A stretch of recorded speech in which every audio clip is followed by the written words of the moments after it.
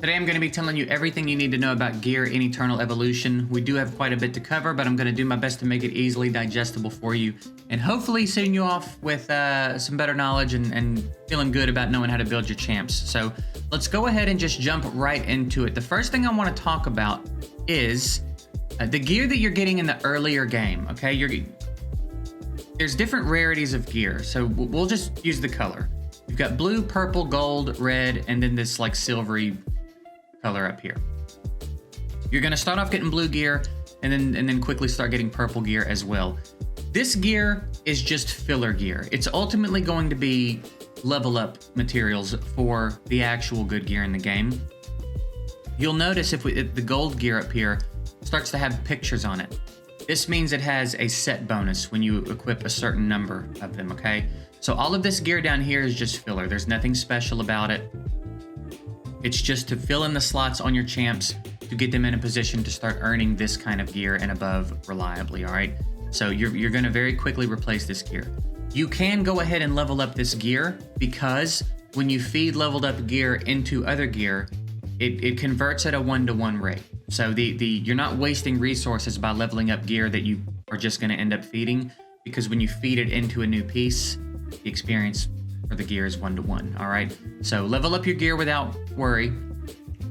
Anytime you replace it, you just feed it into the better gear. You're good to go. But the goal is to start getting this gold gear, okay? And the primary way that we're going to be doing that is in the Disa Caves. Disa Caves is where you're going to start getting your hands on gear. And you can check your clear rewards up here. You can see what you're going to get when you clear the stage. So 1 and 2, we've got blue and purple gear. So we don't want to spend a lot of time down here. 1 and 2, you should be able to bully your way through. 3 and above, you're going to have to start to consider the mechanics of the dungeon a little bit. I have a Disa Caves guide that I'll card to up there if you want to go ahead and tab that up and get ready for reference if you don't already feel comfortable in this dungeon.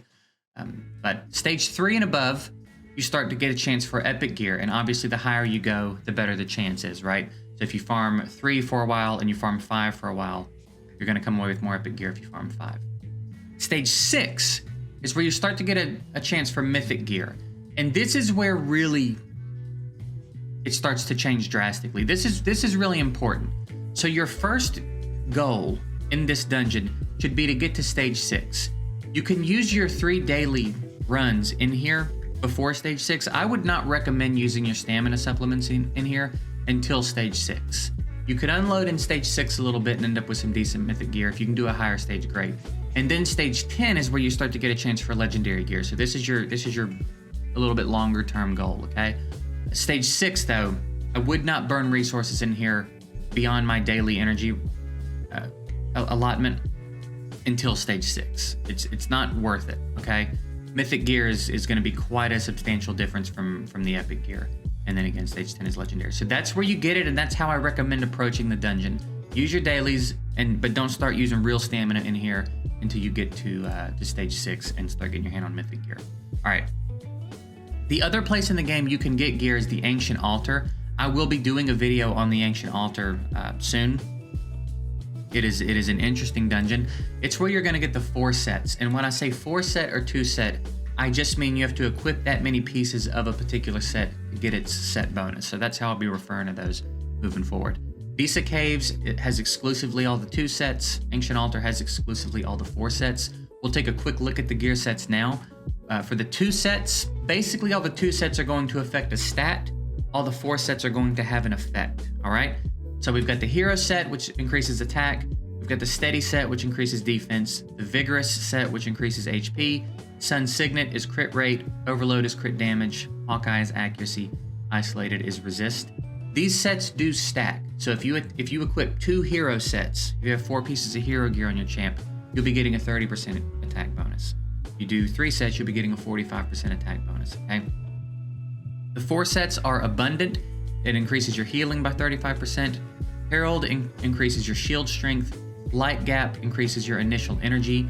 And Gluttony increases your attack speed, and your basic attack damage increases by 50%, which is pretty substantial. Gluttony is probably going to be a pretty ridiculous set, honestly. Ancient Altar is something you're not really going to pay much attention to earlier in the game.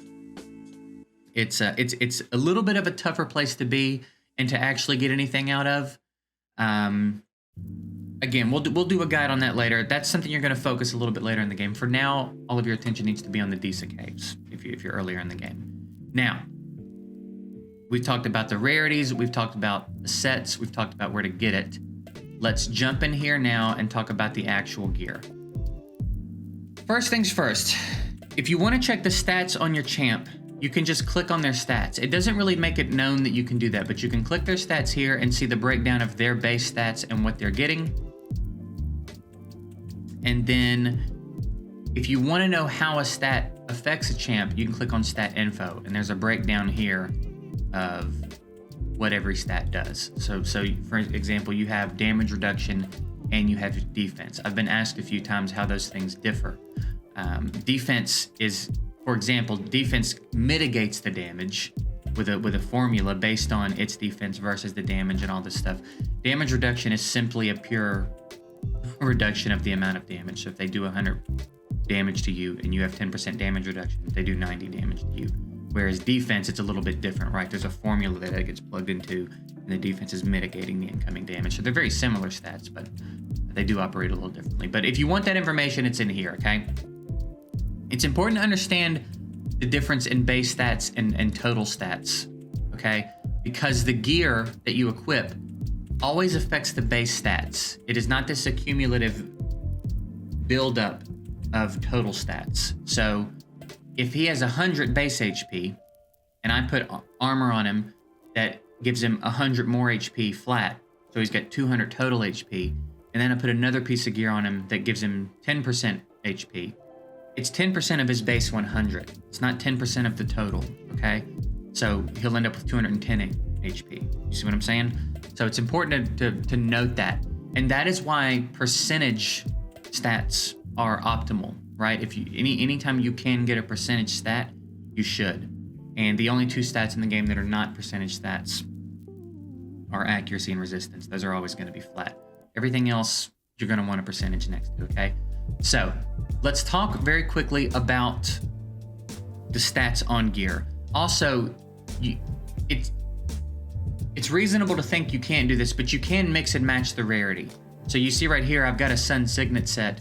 One of them's legendary, one of them is mythic, but it still completes the set. They don't have to be of the same color. They just have to be the same set, okay? As far as the stats on the gear, the top row will always have a flat main stat. It'll never change. It'll always be attack on a weapon. It'll always be defense on the armor, and it'll always be HP on the pants. There will be no variation. It will always 100% of the time be that. The variation that you're gonna find up here is gonna be in your substats. On the bottom row is where things start to mix up a little bit, and this is where you're gonna have to, farm and find the most fitting pieces, and sometimes it's gonna be kind of a struggle, but welcome to the game, okay? So, on the bottom, the possible stats are, again, any of the percentage stats, and then when you see EX attack or EX defense, it's just flat attack or flat defense. It's the same thing as the main stat on these. I guess they made it EX to differentiate it from the main stat here, but it has the same effect. It just adds that flat number to the base stat of the given stat, okay? So like EX flat attack plus 134. If his base attack is 100, you put this on him, he'll have 234 attack, okay?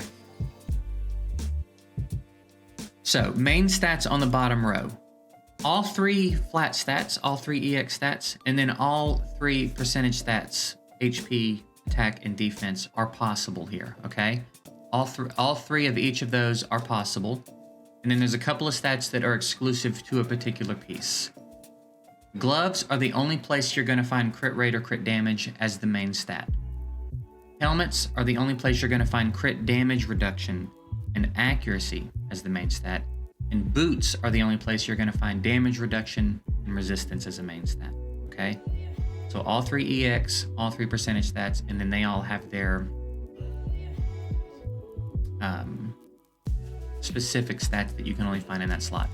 Crit rate, crit damage on the gloves, crit damage reduction and accuracy on the helmet, and resistance and damage reduction on the boots. Now, substats On epic gear, you're going to have 2 substats. On mythic gear, you're going to have 3 substats. On legendary gear, you can have up to 4 substats as you max the gear, okay? And then obviously you can get extra rolls into these stats, the higher rarity pieces, right? So here, you see we have two rolls in our substats versus here we have 3 rolls in our substats when we're maxed. So you see why legendary gear is optimal, right? 1, the main stat's going to go higher. 2, you get more substats. You also get more opportunities to roll into those substats. So this is why the rarity of the gear is important. But epic gear, which is the gold gear, can still be very useful. Okay, there's still a couple of champs even that I haven't found anything better, so I'm still using epic gear. But there's a good example. Epic gear you can only take to 8. Mythic gear you can only take to 12. Legendary gear you can only take to 16.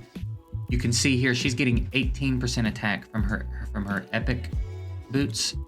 He's getting 50% attack from his legendary boots. So there's a substantial difference in the amount of stats that the gear is going to give you. So as soon as I can upgrade her, I will be. But for now, I'd rather have it on Taylor. So as far as substats go, this is the only game I've ever played that does this. Every stat is possible as a substat on every piece. The only thing that's not going to happen is you're not going to get a flat stat that matches the main stat. So if we have attack percentage here as a main stat, it's not going to show up in the substats as well. That's the only thing. And actually, let's see.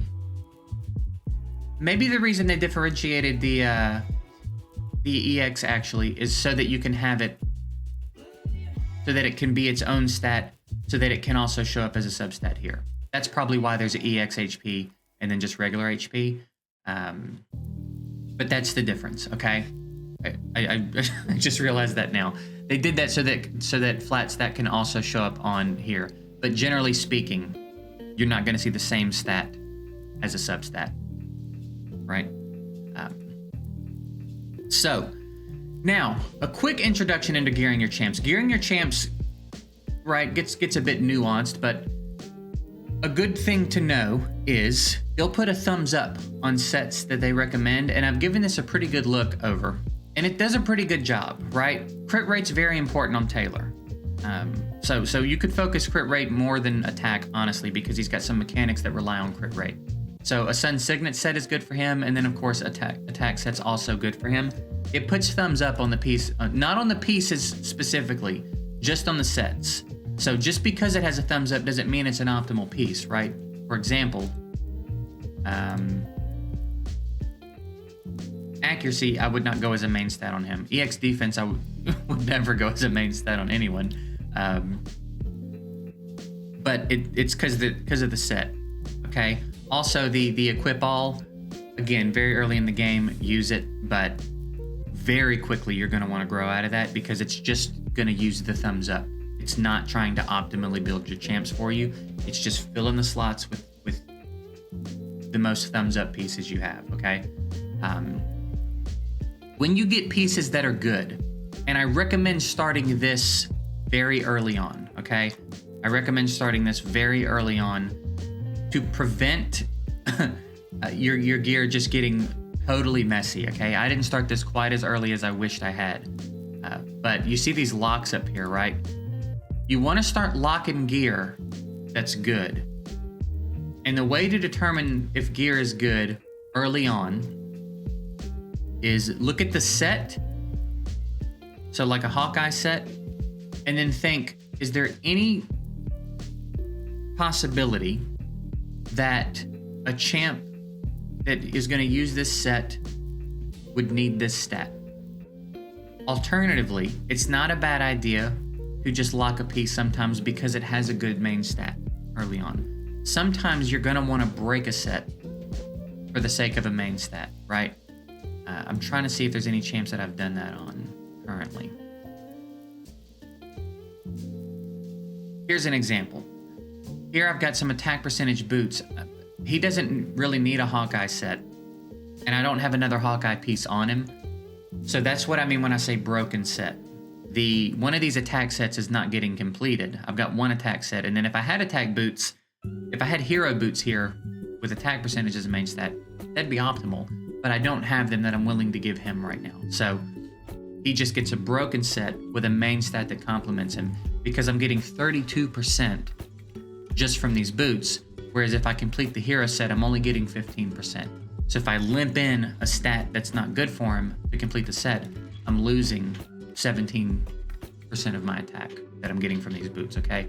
So sometimes, especially with mythic gear, it's better to just break a set to get the appropriate stats in the right slots rather than force sets on for the sake of forcing sets on, okay?